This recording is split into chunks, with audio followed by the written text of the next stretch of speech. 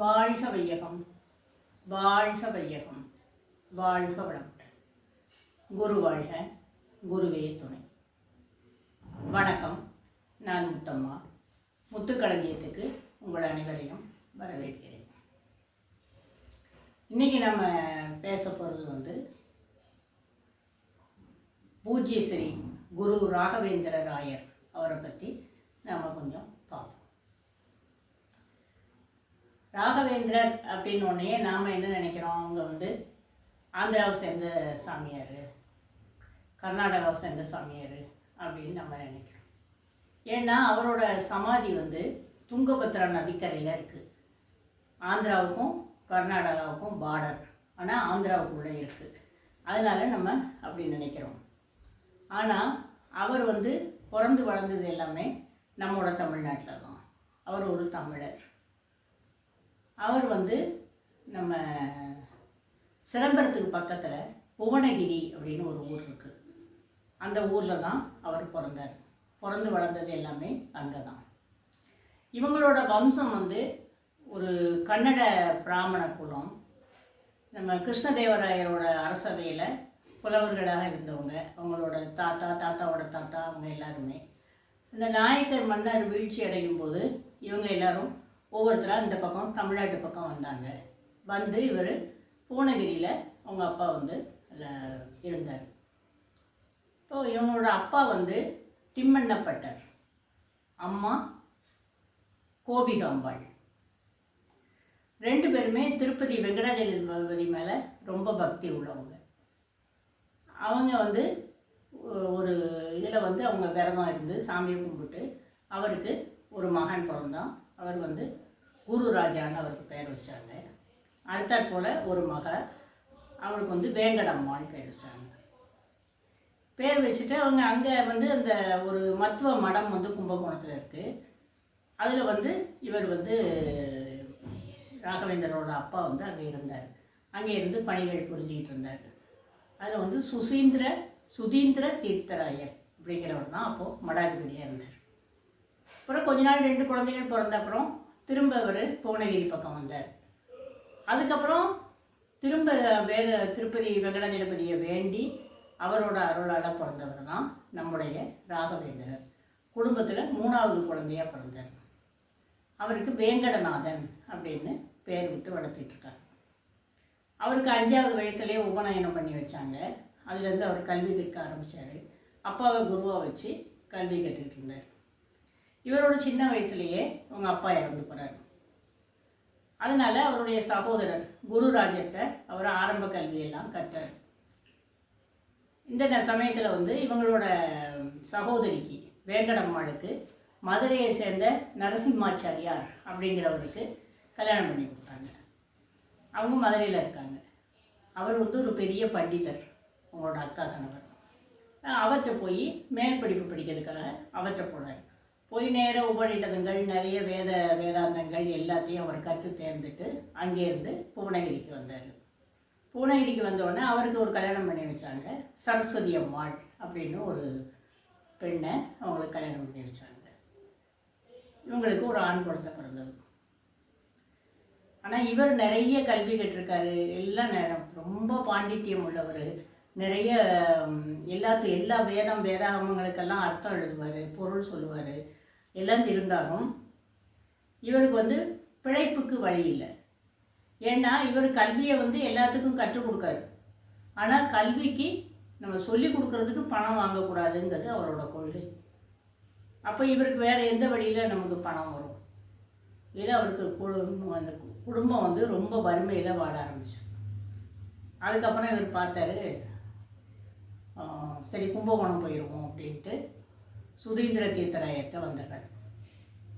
வந்தோடனே அவர் மடத்தில் இருக்க சொல்லிவிட்டு இவங்களுக்கு வீடெல்லாம் கொடுத்து இவரை ஆதரிக்கிறாரு. இவர் மடத்தில் உள்ள வேலைகளை பார்த்துக்கிட்டு நிறைய பேருக்கு கல்வி கற்றுக் கொடுக்காரு. நிறைய நூல்கள் எழுதுகிறாரு. குருவோடையே எப்பவும் இருக்கார். அவர் போகிற இடத்துக்கு போகிறாரு. ரொம்ப பேச்சாற்றல் மிகுந்தவர். விவாதங்கள், அந்த காலத்தில் விவாதங்கள் தான் நிறைய நடக்கும். ஓம் கட்சி பெருசா, ஏன் கட்சி பெருசா அப்படின்னு ஒரு பெரிய விவாதங்கள் நடக்கும். அதில் கலந்துக்கிடுவார். அதில் நிறைய ஜெயிப்பார். இவர் குரு சுதீந்திர தீர்த்தராயர் வந்து பாஸ்யாச்சாரியார் அப்படின்னு இவருக்கு ஒரு பெரிய பட்டம், அதாவது சிறந்த கவிதை எழுதுகிறவர்னு அர்த்தம், உரை எழுதுகிறவர்னு அர்த்தம். அப்படி வந்து அவருக்கு ஒரு பட்டம் கொடுத்தாரு. அந்த அளவுக்கு அவர் மிக பெருமையோடு அவர் அங்கே வாழ்ந்துக்கிட்டு இருக்கார். இந்த நேரத்தில் இவருக்கு வந்து குரு வந்து தனக்கு அடுத்த பீடாதிபதியை தேட ஆரம்பிக்கார். யாரை நியமிக்கலாம் அப்படின்னு அவர் ஏற்பாடு யோசிச்சுட்ருக்கார். அப்போது கனவுல வந்து இவங்க வந்து இந்த மத்துவ மடம், மத்துவாச்சாரியாருங்கிறவர் தோற்றுவிச்சது. இந்த மத்துவ மடம் வந்து ஒரு துவைத தத்துவம், அதை பின்பற்றுறது. இவங்களோட வழிபடும் தெய்வம் வந்து ராமர், மூலராமர். அவங்கள தான் கும்பிடுவாங்க, சிலைகள் நிறைய வச்சுருப்பாங்க, விஷ்ணு பக்தர்கள். அப்போ மூலராமர் வந்து கனவுல வந்து தீர்த்தராயர்கிட்ட சொல்கிறாரு, உனக்கு நீ எங்கேயும் தேடிலாம் அலைய வேண்டாம், வேங்கடநாதன் தான் உனக்கு அடுத்த பீடாதிபதி அப்படின்னு சொல்லிடுறாரு. உடனே இவருக்கும் அவர் மேலே ஒரு அபிமானத்தில் இருக்கார். உடனே இவருக்கு சந்தோஷமாயிருது குருவுக்கு. உடனே வேங்கடநாதரை கூப்பிட்டு அனுப்பி சொல்கிறார். ஆனால் அவருக்கு அது அதிர்ச்சியாக இருக்குது. ஏன்னா இவருக்கு வந்து ரொம்ப சின்ன வயசு, அதில் மனைவி இருக்காங்க, ஒரு மகன் சின்ன பையன் இருக்கான். அப்போ குடும்பத்தை உதறிட்டு நம்ம எப்படி வர முடியும், அவங்களுக்கு செய்ய வேண்டிய கடமைகள் இருக்குல்ல அப்படின்னு அவர் ரொம்ப யோசிக்கார். யோசிச்சுட்டு இல்லை இப்போ முடியாது அப்படின்னு சொல்லிட்டு வந்துருந்தார். வந்து யோசிச்சுட்டு இப்படி உட்கார்ந்துருக்கும் போது பார்த்தா ஒரு கலைமகள் வந்து சரஸ்வதி தேவி வந்து அவருக்கு காட்சி கொடுத்து, நீ செய்ய வேண்டிய கடமைகள் நிறைய இருக்குது, உலகத்துக்கு செய்ய வேண்டியது, மக்களுக்கு செய்ய வேண்டியது, அதனால் அதுக்குள்ள பொறுப்பை நீ ஏற்றுக்கோ அப்படின்னு அவங்க சொல்லிட்டு போகிறாங்க. இவருக்கு ஒன்று இவருடைய தொடர்ச்சியாக மகாவிஷ்ணு, வியாசர், இப்படி பலர் வந்து ராமர் எல்லாருமே வந்து இவரை பார்க்காங்க. உடனே இவர் போய் குருகிட்ட போய் நான் வந்து சன்னியாசம் மேற்கொள்ளுதேன்னு சொல்லுவார். அப்போது சுதீந்திரர் சொல்கிறாரு, நீ முதல்ல உன்னோட கடமை உன் மகனுக்கு ஒரு உபநயனம் பண்ணி வச்சுட்டு அதுக்கப்புறம் நம்ம மேற்கொண்டு பார்ப்போம் அப்படின்ட்டார். சரின்னு சொல்லி இவர் உடனே மகனுக்கு உபநயனத்தை நடத்துவார். படிக்க வச்சு அந்த சடங்கை நடத்தி அவரை படிக்க ஆரம்பித்த உடனே இவர் வந்து திரும்ப கேட்ட உடனே, நம்ம இங்கே கும்பகோணத்தில் வச்சு செஞ்சால் ஏதாவது எதிர்ப்பு வரலாம், அவங்க மனைவி ஏதாவது ஆட்சேபனை தெரிவிக்கலாம் அப்படின்ட்டு இவரை தஞ்சாவூர் கூட்டிகிட்டு போய் தஞ்சாவூர் ராஜா ரகுநாதர் அவர் முன்னிலையில் இவருக்கு வந்து இந்த தீட்சை கொடுக்காங்க. இதை வந்து அதில் வந்து பட்டாபிஷேகம்னு சொல்லுவாங்க. ஏன்னா அவர் பீடாதிபதியாக்குதாங்க அவரை. அந்த பட்டாபிஷேகத்தை அரசர் முன்னிலையில் இவங்க விமர்சையாக நடத்துகிறாங்க. இதை வந்து நிறைய மக்கள் வந்து பார்க்காங்க. இவர் சன்னியாச துறவரம் மேற்கொண்டுட்டு இவர் வாரார். இது வந்து இவருடைய மனைவிக்கு தெரிஞ்ச உடனே மனைவி வந்து எப்படி நம்மளை விட்டு போயிட்டாங்க, இவரை பிரிஞ்சு நம்ம எப்படி இருக்க அப்படிங்கிற வருத்தத்தில் இவங்க வந்து ஒரு கிணத்துல விழுந்து தற்கொலை பண்ணிக்கிட்டாங்க. அவங்க மனைவி தற்கொலை பண்ணோடனே அவங்களுக்கு ஆயுட்காலம் நிறைய இருக்கிறதுனால அவங்க வந்து ஒரு பேயாக மாறியிருக்காங்க. பேயாக மாறினாலும் இவங்க வந்து வேறு எங்கேயும் போகாமல் தன்னுடைய கணவர்கிட்டே வர்றாங்க. ராகவேந்திரர் பக்கத்துலேயே இருக்காங்க. இப்போ ராகவேந்திரருக்கு இதை உணர்றாரு. அவர் நம்முடைய மனைவி இப்படி இருக்காங்க அப்படின்னோடனே அவர் ஒரு சில பல மந்திரத்தை உச்சரித்து ஒரு தீர்த்தத்தை எடுத்து தொழிச்ச உடனே அந்த அம்மாவுக்கு மோட்சம் கிடைச்சிருது. இவங்க வந்து முக்தி அடைஞ்சிருந்தாங்க. இப்படி அவர் தன்னை வந்து இந்த பிணைப்பிலேருந்து விடுவிச்சுக்கிட்டு மனைவிக்கும் நல்ல கதியை கொடுத்தார். இதற்கு பிறகு இவருடைய துறவர வாழ்க்கை தொடருது. ஆனால் இவர் வந்து துறவரம் மேற்கொண்டு பீடாதிபதி ஆன அப்புறம் மட்டும் இல்லாமல் ஆரம்ப காலத்திலேயே நிறைய சாதனைகள் செஞ்சவர், அற்புதங்கள் பண்ணவர். இவர் வந்து வேங்கடநாதராக இருக்கும்போது ஒரு வீட்டில் விசேஷம்னு சொல்லி இந்த இளம் சன்னியாசி இதை மடத்தில் உள்ளவங்கள கூப்பிடுவாங்க. கூப்பிடும்போது இவரும் போயிருக்காரு. ஆனால் வீட்டுக்காரருக்கு இவரோட அருமை தெரியல, ரொம்ப கேவலமாக நினைக்கிறார். இவனுக்கு சும்மா சாப்பாடு போடுறதா அப்படின்ட்டு போய் சந்தனாரை அப்படின்றவர். உடனே இவரும் சரின்னு சொல்லிட்டு சந்தனம் அரைக்க உட்காந்துருவார். அவரோட சந்தனத்தை அரைச்சி குமிச்சிக்கிட்டு இருக்காரு. ஆனால் இவற்றை ஒரு பழக்கம் என்னென்னா, எந்த நேரமும் ஏதாவது ஒரு ஸ்லோகம், ஒரு பாராயணம் பண்ணிக்கிட்டே இருப்பார். வேதாகமங்கள் இதிலேருந்து நிறைய ஸ்லோகங்கள் படிப்பார். இப்போ இவர் ஒரு ஸ்லோகத்தை படிச்சுக்கிட்டே தான் இவர் வந்து இந்த சந்தனத்தை அரைக்கார். இந்த சந்தனத்தை எடுத்து பூசினவங்களுக்கு எல்லாத்துக்கும் கொஞ்ச நேரத்தில் உடம்பு காந்த ஆரம்பிச்சிருது. ஐயோ உடம்பு காந்ததுன்னு எல்லாரும் தவிக்காங்க, கத்துதாங்க. அப்போ அந்த வீட்டுக்காரருக்கு கோவம் வந்துடுது.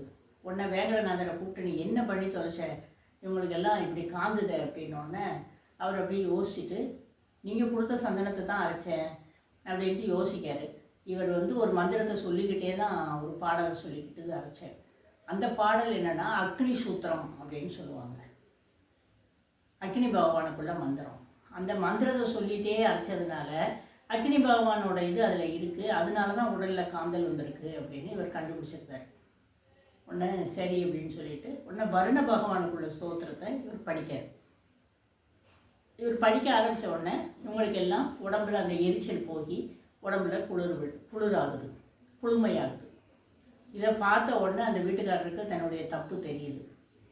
நான் பெரிய தப்பு பண்ணிட்டேன், உங்களை வந்து அவமதிச்சிட்டேன், மன்னிச்சிருங்க அப்படின்னு சொல்லி அவர்கிட்ட மன்னிப்பு கேட்காரு. இப்படி அவர் இளம் வயதிலேயே நிறைய பண்ணியிருக்காரு. அப்புறம் கும்பகோணத்தில் மடாதிபதியாக இருந்து சுற்றி வந்து நிறைய இதில் வந்து கலந்துக்கிட்டு இருக்கார். அந்த காலத்தில் வந்து ஊராக கோயில்களுக்கு போவாங்க, நிறைய விவாதங்களில் கலந்துக்கிடுவாங்க, அங்கங்கே தன்னுடைய மதத்தை பற்றி தன்னுடைய கொள்கையை பற்றி விளக்குவாங்க. இப்படியாக நடந்துக்கிட்டு இருக்கும். அந்த நேரத்தில் தஞ்சாவூரில் வந்து ஒரு பயங்கரமான ஒரு வறட்சி, மழையே இல்லை, எல்லாரும் சாப்பாட்டுக்கே கஷ்டப்படுறாங்க. அந்த நிலைமை வந்துடுது. செழிப்பான இடம், அந்த இடத்துக்கு அப்படி ஒரு நிலைமை வந்துடுது. உடனே தஞ்சாவூர் அரசர் வந்து ராகவேந்திரரை தன்னுடைய தஞ்சாவூரில் வந்து கொஞ்ச நாள் இருக்கணும் அப்படின்னு சொல்கிறார். இந்த ராகவேந்திரங்கிறது இவரோட அபிஷேக பெயர். முற்பிறவி பேர் வேங்கடநாதர். இவருக்கு வந்து தீட்சை கொடுத்தோடனே இவரை ராகவேந்திர தீர்த்தர் அல்லது ராகவேந்திர ராயர் அப்படின்னு அவருக்கு பேர் சொல்லுவாங்க. ராயர் அப்படிம்பாங்க, தீர்த்தரும்பாங்க.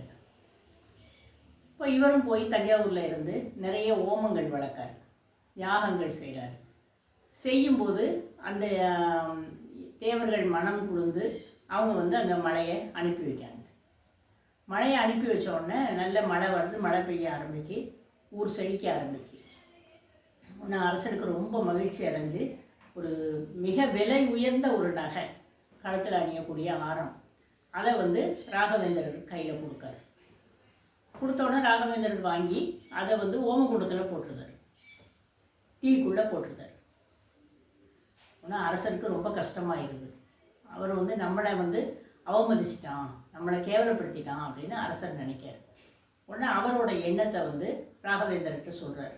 இப்போ ராகவேந்திரர் சொல்கிறாரு, அப்படி இல்லை, இது வந்து ஒரு குறிப்பிட்ட தேவர் வந்து நமக்கு அருள் புரிஞ்சிருக்காரு, அவருக்கு கொடுக்க வேண்டிய நகை, அதனால தான் நான் அந்த ஓமத்தில் போட்டால் அது தேவரை போய் சேர்ந்துடும் அப்படின்னு சொல்லிட்டு, இப்போ நீங்கள் வருத்தப்படாதீங்க அப்படின்னு அந்த எரிஞ்சிக்கிட்டு இருக்க ஓமத்துக்குள்ளே கையை விட்டு அந்த நகையை எடுத்து அரசர்கிட்ட திரும்ப கொடுத்தாரு. ஆனால் அரசர் வந்து ராகவாச்சாரிட்ட கொடுத்துட்டு அவர்கிட்ட வந்து அவரை வணங்கி அவர்கிட்ட மன்னிப்பு கேட்கார். இப்படியாக அவர் வந்து அந்த பகுதியை செழிக்க வச்சார். அதுக்கப்புறம் கொஞ்சம் காலம் கழித்து இவர் நேர ஆந்திரா பக்கம் வரார். அப்போ அங்கே வந்து ஒரு சுப்பண்ணா அப்படின்னு ஒரு சின்ன பையன், அவங்க வந்து கொஞ்சம் வசதியானவங்க தான். ஆனால் அவங்க அப்பா அம்மா இறந்து போயிருந்தாங்க. அதனால அவங்க மாமா தான் இவரை வளர்த்துக்கிட்டு இருக்காரு. ஆனால் இவருக்கு வந்து கல்வி கொடுக்கல, வேறு வசதிகள் எதுவும் செஞ்சு கொடுக்கல. ஒரு மாடு மேய்க்க சொல்லி விட்டுருக்காரு. அவருடைய பணத்தை இவர் வச்சு அனுபவிச்சுக்கிட்டு இருக்காரு. இந்த சுப்பண்ணா வந்து ராகவேந்திரர் பார்த்த உடனே அவருக்கு என்ன தோணுச்சோ தெரியல, வந்து ராகவேந்திரர் காலடியில் விழுந்து அழகுன்னு அழுதார்.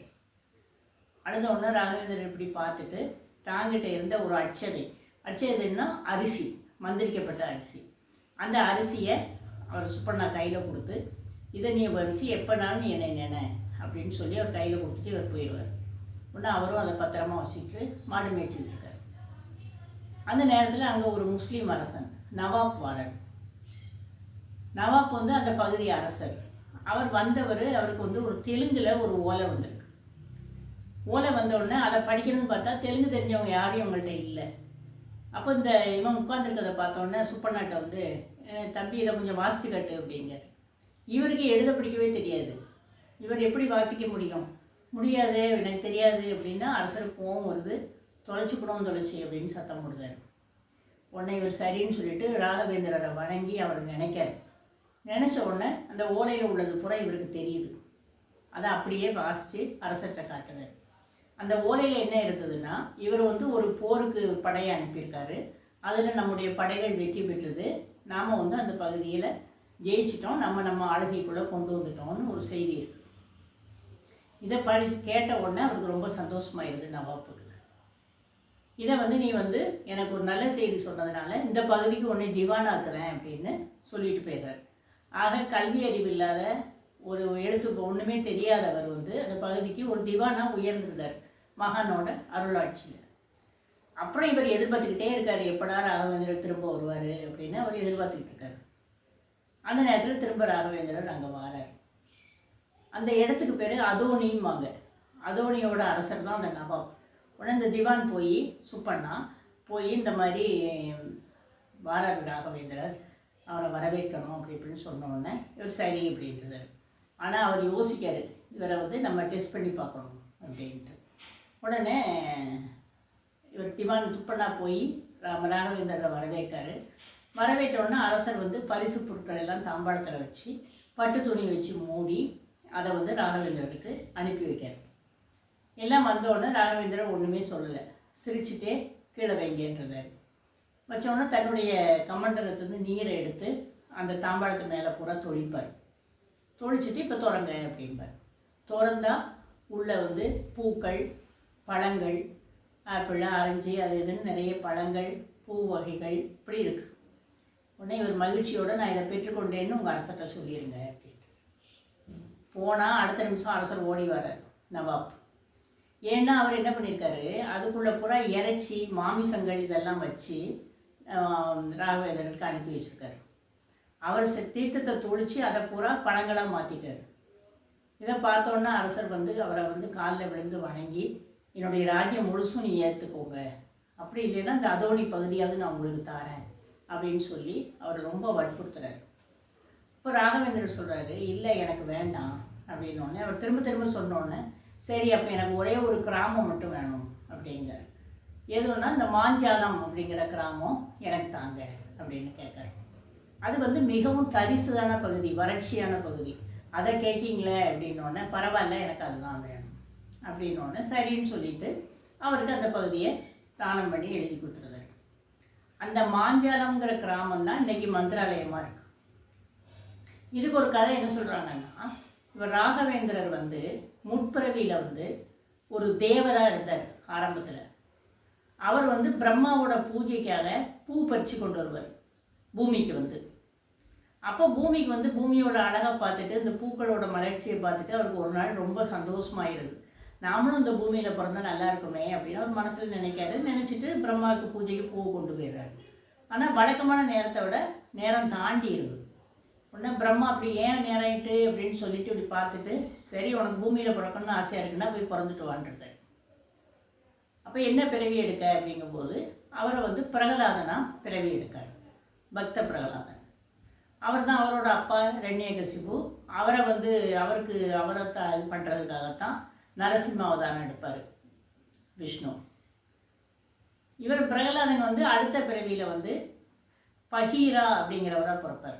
இது வந்து மகாபாரத காலம்.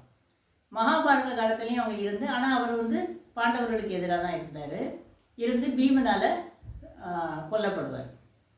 அப்புறம் மூணாவது பிறவியில் வியாசராய தீர்த்தர் அப்படிங்கிறவராக பிறப்பார். அவர் வந்து மத்துவ மடாச்சாரியார் பீடாதிபதி தான், அவராக பிறப்பார் மூணாவது பிறவியில். அவருக்கும் அந்த பிறவி முடியும் போது அவருக்கும் திருப்தி இருக்காது. நாம் இன்னும் செய்ய வேண்டியது பாக்கி இருக்குது, நம்முடைய மடத்துக்கு செய்ய வேண்டியது பாக்கி இருக்குங்கிற எண்ணத்தில் தான் அவர் வந்து சமாதி அடைவார். அதனால அவரோட அடுத்த பிறவியாக தான் நம்முடைய ராகவேந்திரர் பிறந்திருக்காரு. இதில் அந்த மாஞ்சாலம்ங்கிற கிராமத்தில் தான் பக்த பிரகலாதன் வந்து ஒரு ஓமம் வளர்த்து விஷ்ணுவை கும்பிட்டுருக்கார். அதனால எனக்கு அந்த இடம் வேணும்னு அவர் கேட்காரு. சரின்னு கேட்டு அங்கே மாஞ்சால அம்மன் அப்படின்னு ஒரு அம்மன் இருக்குது. அந்த இருக்க இடத்துக்கு பக்கத்தில் இவர் வந்து இவருடைய பிருந்தாவனத்துக்கு எல்லா ஏற்பாடும் பண்ணுறார். அப்போ இந்த பிருந்தாவனத்துக்கு இது எல்லா ஏற்பாடும் பண்ணும்போது அவர் அந்த எல்லாமே கட்டி, அவர் இருக்கும்போதே சில கற்கள் சொல்லுவார், என்னென்ன மலையிலேருந்து கற்கள் கொண்டு வாங்க அப்படின்னு. அதெல்லாம் கொண்டு வந்து அவருடைய சீடர்கள் வந்து பீடத்தை ரெடி பண்ணுறாங்க. ரெடி பண்ண அப்புறம் வந்து இவர் வந்து பார்க்காத சமாஜனுடைய பிருந்தாவனத்தை இவருக்கு திருப்தியாக இல்லை. நான் சொன்ன கல் வரலையேங்க. உடனே சீடர்கள் திகச்சு போய் நிற்காங்க. சரி பரவாயில்ல, இது இருக்கட்டும், இது எனக்கு அடுத்த வர பீடாதிபதிக்கு இதை வந்து பிருந்தாவனமாக வச்சுக்கலாம். எனக்கு இந்த மலையில் இருக்குது, அது சீதையும் ராமனும் காலடிப்பட்டது, எனக்கு அதை கொண்டு வாங்க அப்படின்னோடனே அந்த மாதிரி இதை கொண்டு வந்து இதை பூரா கட்டி முடிச்சுருவாங்க. இவர் தினம் மந்திராலயத்திலிருந்து இவருடைய விக்கிரகங்களுக்கு பூஜை பண்ணுறது, நிறைய நூல்கள் எழுதுறது, அவர் எழுதுகிற நூல்களுக்கு விளக்கம் கொடுக்கறது, பக்தர்களுக்கு உரை சொல்கிறது, பக்தர்களுக்கு அவங்களோட தேவையை நிறைவேற்றுறதுன்னு அவர் காலத்தை கழிச்சிக்கிட்டு இருக்கார். இப்போது இவர் வந்து இருக்கிற காலத்துலையும் நிறைய செஞ்சார். நிறைய இறந்தவங்கள காப்பாற்றியிருக்காரு, இறந்தவங்களுக்கு உயிர்ப்பிச்சிருக்காரு, அவங்கவுங்களுக்கு தேவையானதை பூரா அவர் கொடுத்துருக்காரு வாழுங்காலத்தில் நிறைய பேருக்கு. அதே மாதிரி இறந்த பிறகும் அவர் செஞ்சிகிட்ருக்காரு.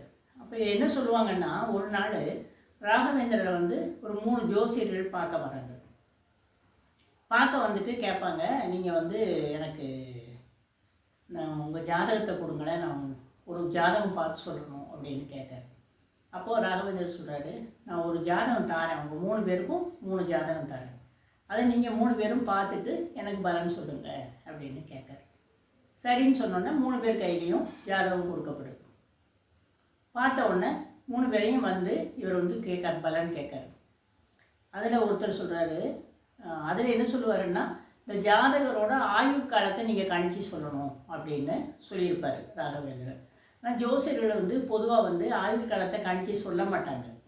ஆனால் கேட்டது ராகவேந்தர், அதனால சரின்னு சொல்லிட்டு இவர் பார்த்துட்டு ஒரு ஜோசியர் சொல்கிறாரு, ஒரு 75-76 வயசு வரைக்கும் இந்த ஜாதகருக்கு ஆயுள் இருக்குது அப்படின்னு அவர் சொல்கிறார். இன்னொருத்தர் சொல்கிறாரு, 2ஆம் அவர் 300 வருஷம் இவருக்கு ஆயுள் இருக்குது அப்படின்னு சொல்கிறார். சரி அப்படின்ட்டு 3ஆவதுவர்கிட்ட கேட்டால் அவர் 700 வருஷம் இவருக்கு ஆயுள் இருக்குங்காரு. உடனே இவர் வந்து அரசபையில் எல்லாருமே அவங்களோட சபையில் எல்லோரும் தேய்ச்சி போயிருக்காங்க. 3 பேரும் 3 விதமாக சொல்கிறாங்களே. ராகவேந்திரன் சிரிச்சுக்கிட்டே 3 பேர் சொல்கிறதும் சரிதான் அப்படிங்கிறார். எப்படி அப்படின்னு பார்த்தா, இது என்னோட ஜாதகம், என்னோட ஜாதகப்படி நீங்கள் ஒரு முதல்ல 75-76 வருஷம்னு சொல்கிறது வந்து என்னோட உடம்பு இருக்க காலத்தை நீங்கள் சொல்கிறீங்க. என்னோட உடம்பு அவ்வளோ வருஷம்தான் இருக்கும். அடுத்தால 300 வருஷம்னு சொல்கிறது என்னுடைய நூல்களோட புகழ் பரவ வேண்டிய காலம். நான் எழுதியிருக்கிற நூல்கள், புத்தகங்கள், அந்த கிரந்தங்கள் பூரா பரவ வேண்டிய காலம். அதோட இது வந்து 300 வருடம். 700 வருடங்கிறது என்னுடைய பிருந்தாவனத்தில் நான் இருந்து அருள் புரிகிற காலம். நான் என்னைக்கு பிருந்தாவனம் அடையிறனோ, நான் என்னைக்கு மகா சமாதி அடைகிறேனோ, அன்னையிலேருந்து 700 வருஷ காலம் நான் அந்த சமாதியில் தான் இருப்பேன். என்னுடைய பக்தர்களுக்கு நான் வந்து அருள் புரிவேன் அப்படின்னு சொல்லிட்டு 3 பேர் சொன்னதும் சரிதான் அப்படின்னு அவர் சொல்லுவார். அதன்படி தான் அவர் வந்து சமாதி அடைகிறதுக்கான ஏற்பாடுகளும் பண்ணார். பண்ணும்போது இவரோட முக்கியமான சீடர் அப்பண்ணாச்சாரியார் இருக்கார். அவர் வந்து இவர் சமாதி அடைகிறது அவர் ஏற்கவே இல்லை, என்னால் முடியாது அப்படின்னு அவர் சொல்லிகிட்டு இருக்கார். அதனால் அவரை வந்து நீ ஏதோ ஒன்று வாங்கிட்டு வர சொல்லி அனுப்பியிருக்கார். அப்போ இவர் சொல்கிறாரு, எனக்கு வந்து ஆனால் நான் போயிருக்கும்போது நீங்கள் சமாதி ஆகிட்டா என்ன செய்வேன் அப்படின்னா, அப்படின்னாலும் நான் உனக்கு காட்சி கொடுப்பேன்னு சொல்லி அனுப்பியிருக்கார். அதே மாதிரி இவர் வந்து அன்றைக்கி காலையில் அவருடைய பூஜைகள் எல்லாம் முடிச்சுட்டு எல்லாம் இது முடித்த உடனே பிருந்தாவனத்துக்கு பக்கத்தில் உட்காந்து மக்களுக்கெல்லாம் ஒரு உரையாற்றுறாரு. எல்லாம் உரையாற்றி விளக்கங்கள்லாம் கொடுத்துட்டு நான் வந்து சமாதிக்குள்ளே போயிடுவார். பிருந்தாவனத்துக்குள்ளே கையில் துளசி மாலை வச்சுருக்காரு. நான் அந்த துளசி மாலையை உருட்டிக்கிட்டே இருப்பேன். நீங்கள் பார்த்துட்ருங்க. அந்த உருட்டின மாலை எப்போ வந்து என் கையிலேருந்து கீழே விழுதோ அப்போ நான் வந்து சமாதி ஆகிட்டேன்னு அர்த்தம். உடனே மூடி இருக்க பீடத்தை அப்படின்னு சொல்லிடுவார். இன்னும் சரின்னு பக்தர்கள்லாம் சுற்றி உட்காந்துருக்காங்க, அமைதியாக இருக்காங்க. இவரோட கை உருட்டுற மாலை விழுந்து கீழே விழுந்த உடனே எல்லாரும் வணங்கிட்டு அந்த இதை வந்து மூடுதாங்க. எல்லாம் மூடி முடிக்கவும் அப்பண்ணாச்சாரியர் வரவும் சரியாக இருக்குது. அதாவது ஒரு ஸ்லோகத்தை பாடிக்கிட்டே வருவார். ராகவேந்திரர் மேலே ஒரு பாடல் பாடிக்கிட்டே அங்கேருந்து வாராரு. கடைசி 7 வரி பாக்கியிருக்கு. இவர் வாராரு, சமாதி மூடிட்டுன்னு உடனே இவர் விக்கலும் விம்மலமாக ஆட ஆரம்பிச்சிருந்தாரு. இவருக்கு அந்த பாடல் வரி வரலை, அழுதுட்டு நிற்காரு. உடனே சமாதிக்குள்ளேருந்து இந்த மீதி 7 வரிகளும் வெளியில் வருது. ராகவேந்திரர் குரலில் வந்து அது சொல்கிறாரு. இவருக்கு காட்சி கொடுக்காரு. நான் இங்கே தான் இருக்கேன், எங்கேயும் போகல அப்படின்னு சொல்கிறாரு. இன்னைய வரைக்கும் அவர் இந்த துங்கபத்ரா நதியில் நீராடி அவரோட கடமைகளை அவர் செஞ்சுக்கிட்டு இருக்காரு. அவரை வந்து தேடி வர்ற பக்தர்களுக்கு அருள் புரியுதாரு. அதுபோக அவர் எங்கே இருந்தாலும் அவரை நினைக்கிறவங்களுக்கு அவர் எல்லாம் செஞ்சிட்ருக்காருன்னு சொல்லுவாங்க. அதுக்கு உதாரணமாக அவர் இது சொல்லுவாங்கன்னா, அவர் பிருந்தாவனம் அடைஞ்சி சமாதி அடைஞ்சி ஒரு 140 வருஷத்துக்கு பிறகு, அதாவது 1595 அவர் பிறந்தார். 1621 அவர் வந்து பீடாதிபதி ஆனார். 1671 அவர் வந்து சமாதி அடைஞ்சார். மொத்தம் 76 வருஷம் அவர் வந்து உலகத்தில் வாழ்ந்திருக்காரு. 50 வருஷம் பீடாதிபதியாக இருந்திருக்காரு. அவர் இறந்து 140 வருஷம் கழிச்சதுன்னா கிட்டத்தட்ட ஒரு 1811 இருக்கும். 1811 பிரிட்டிஷ் கவர்மெண்ட் வந்து ஒரு சட்டம் ஏற்றுது. அதாவது கோயில்களுக்கு கொடுக்கப்பட்ட நிலங்கள், இடங்கள் வாரிசு இல்லைன்னா அது கவர்மெண்ட்டை சேரணும் அப்படின்னு சொல்லி. அந்த இது வரும்போது மந்திராலயத்துக்கு வாரிசு இல்லை, அதனால் அதை வந்து கவர்மெண்ட் எடுக்கணும் அப்படின்னு ஒரு இது வருது. மக்கள் பெரிய போராட்டம் நடத்துகிறாங்க. அப்போ ஆங்கிலேய அரசாங்கம் என்ன சொல்லுது, ஒரு சர் தாமஸ் மன்ரோ அப்படின்னு ஒரு கலெக்டர் பிரிட்டிஷ்காரர், அவரை வந்து இதுக்கு நீதிபதியாக நியமித்து நீங்கள் போய் அந்த பகுதி மக்களை சமாதானம் பண்ணி அந்த நிலத்தை பூரா நமக்கு எடுக்கணும் அப்படின்னு சொல்லி அவரை அனுப்பி விடுதாங்க. சரின்னு சொல்லிட்டு இவர் வாரார். இவர் கூட ஒரு 10 பேர் வராங்க. வந்து மந்திராலயத்துக்குள்ளே நுழைந்தாங்க. நுழைஞ்சா இவரோட சமாதிக்கு முன்னாடி அவர் நின்று யாருக்கோ வணக்கம் சொல்கிறாரு. வணக்கம் சொல்லிட்டு பேசுகிறாரு. ஆங்கிலத்தில் பேசுகிறாரு. இங்கிலீஷில் அவர் பாட்டுக்கு பேசிகிட்டு இருக்காரு. அவர் விவாதம் பண்ணுற மாதிரி இருக்குது. ஆனால் எதிர்த்தால பேசுகிறவங்க குரல் நமக்கு கேட்கல. எதிர்த்தால யார் இருக்காங்கன்னு தெரியல. இவர் மட்டும் பேசிகிட்டு இருக்கார், பதில் பேசிகிட்டே இருக்கார். பேசி முடிச்சுட்டு உடனே அவர் பணியில் அவங்க வணக்கம் தெரிவிச்சுட்டு வெளியே வந்துடுறாரு. வந்த உடனே எல்லோரும் என்ன நடந்தது அப்படின்னு கேட்காங்க. அப்போது அந்த சமாதிக்கு பக்கத்தில் ஒரு காவி உடை அணிந்த ஒருத்தர் சாமியார் மாதிரி இருந்தார். அவர் இருந்து என்கிட்ட நல்ல ஆங்கிலத்தில் பேசினார். அப்போது இந்த மடத்துக்கு சொந்தமான இடங்கள் எங்கே இருக்குது, என்ன இருக்குது, அதோட இது எல்லாத்தையுமே விரிவாக எடுத்து சொன்னார். வாரிசுகள் யாருங்கிறதெல்லாம் விவரம் எடுத்து சொல்லிட்டாரு. அதனால் இந்த இடங்கள்லாம் மடத்துக்கு சொந்தமானது தான் அப்படின்னு தாமஸ் மன்றோ சொல்கிறார். அப்போ சுற்றி இருந்தவங்களுக்கு ஒரே ஆச்சரியம். எங்களுக்கு ஒன்றுமே தெரியலை, பேசுகிற சத்தமும் கேட்கல, ஆனால் நீங்கள் இவ்வளோ விவாதம் பண்ணியிருக்கீங்க, ஆச்சரியமாக இருக்குது. அப்போ அது குரு தான் பேசியிருக்காரு அப்படின்னு அவங்க சொல்கிறாங்க. உடனே இவருக்கும் ஒரே ஆச்சரியம்தான். ஆனால் போய் இந்த இது வந்து கோயிலுக்கு வந்து மடத்துக்கு தான் சொந்தம்னு சொல்லி அனுப்பிடுறாரு. இப்போ இவர் குருவை பார்த்த வேலை, அவரோட பேசின வேலை, இந்த பலன்கள்லாம் ஒரு பலன் கிடைக்கணும்ல, அதில் வந்து கலெக்டராக இருந்தவர் கவர்னராக ப்ரமோஷன் ஆகிடுறார். கவர்னர் ஆன உடனே முதல்ல அவர் கையெழுத்து போட்டது இந்த இடம் வந்து மடத்தை சேர்ந்ததுங்கிறது தான் அவர் முதல்ல போட்டது, கையெழுத்து போட்டது. அவர் இறந்து 140 வருஷம் கழிச்சும் இதை வந்து அவர் செஞ்சுருக்கார். இது வந்து இன்றைக்கும் நம்ம மெட்ராஸ் இதில் வந்து டாக்குமெண்ட்டில் இருக்குது, கவர்மெண்ட் ரெக்கார்டில் இருக்குது. கவர்மெண்ட் ரெக்கார்டில் தாமஸ் மன்றோ வந்து அவர் எழுதினது மடத்துக்கு இருந்தது, குரு என்கிட்ட பேசினாருன்னு அவர் எழுதியிருக்கார். அது இன்றைக்கும் அந்த பதிவு ரெக்கார்டு இருக்குது.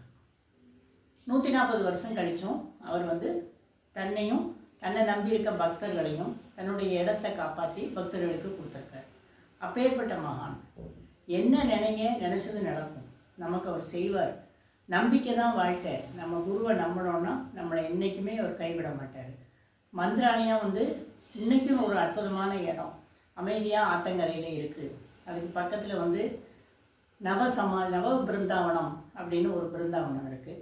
அது வந்து நம்முடைய மத்துவ பீடாதிபதிகளோட சமாதி அதெல்லாம் அங்கே இருக்குது, அந்த இடத்துல வச்சுருக்காங்க. பக்கத்தில் உள்ள ஊரில் அப்பண்ணாச்சாரியார் இருந்தார், அவரோட பிரிய சிஸ்டர் சீடர். அவரும் வந்து இவரும் 2 பேரும் துங்கபத்ரா நதியில் காலையில் குளிச்சுட்டு 2 பேரும் கரையேறது நிறைய பேர் பார்த்துருக்காங்க. அதை வந்து இன்னைய வரைக்கும் அது நடந்துக்கிட்டு இருக்குதுன்னு சொல்கிறாங்க. அவரை நினைக்கிறவங்களுக்கு இன்றைக்கி மக்கள் நம்ம சாதாரண மக்கள் இல்லாமல் பிரபலமானவங்க யாருன்னாலும் கேட்டு பாருங்கள், நிறைய பேர் ராகவேந்திரனை கும்பிட்றாங்க. அவங்க வாழ்க்கையை நல்ல ஒளியேற்றி வச்சுருக்காரு. இன்னும் நமக்கு சாதாரணமாக சொல்லணும்னா ரஜினிகாந்த் வந்து ராகவேந்திர பக்தர்.